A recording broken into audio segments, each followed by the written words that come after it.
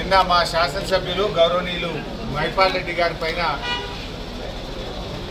ED దాడులు జరిగిన నేపథ్యంలో వారిని కలవడానికి మాట్లాడడానికి రావడం జరిగింది.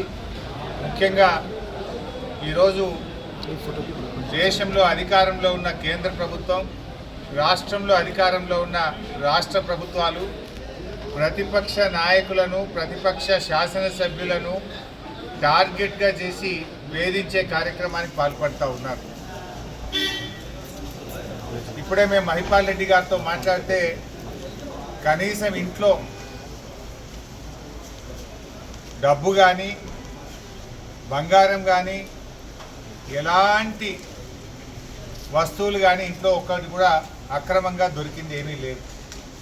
ఏది ఉన్నా ఐటీ రిటర్న్స్తో బాజాబ్తా అన్నీ క్లియర్గా స్పష్టంగా ఉన్నాయి తప్ప ఒక్క తప్పు కూడా లేదు.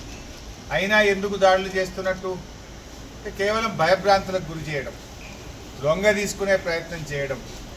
ఒకవైపు రాష్ట్ర ప్రభుత్వం అక్రమ కేసులు పెట్టి ప్రతిపక్ష శాసనసభ్యులను పార్టీలోకి తీసుకోవడానికి మరి ఈరోజు రాష్ట్రంలో కాంగ్రెస్ ప్రభుత్వం చేస్తూ ఉంది.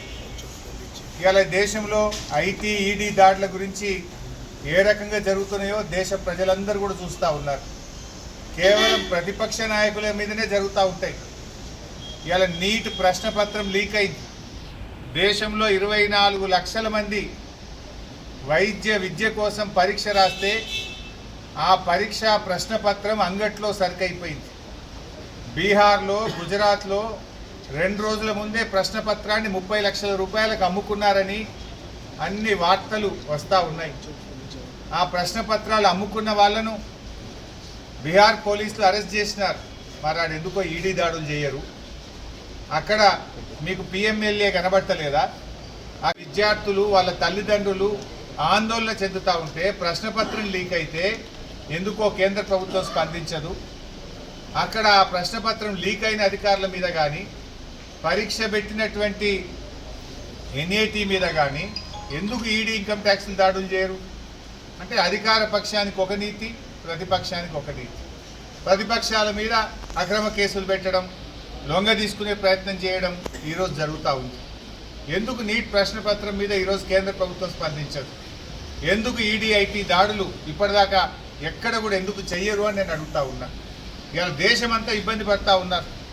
మన రాష్ట్రంలో కూడా దాదాపు 1,00,000 కుటుంబాలు, 1,00,000 కుటుంబాలు నీట్ పరీక్ష రాసి ఇవాళ ఏంది మా పిల్లల భవిష్యత్తు ఏందో ఆందోళన చెందుతూ ఉంటే, ప్రశ్నపత్రం అంగట్లో సరుకులాగా అమ్ముకుంటూ ఉంటే దాని మీద కేంద్రం కానీ, ఈ ఇన్కమ్ ట్యాక్స్ డిపార్ట్మెంట్ కానీ, ఈడీ కానీ నోరు మెదపని పరిస్థితి ఉన్నది.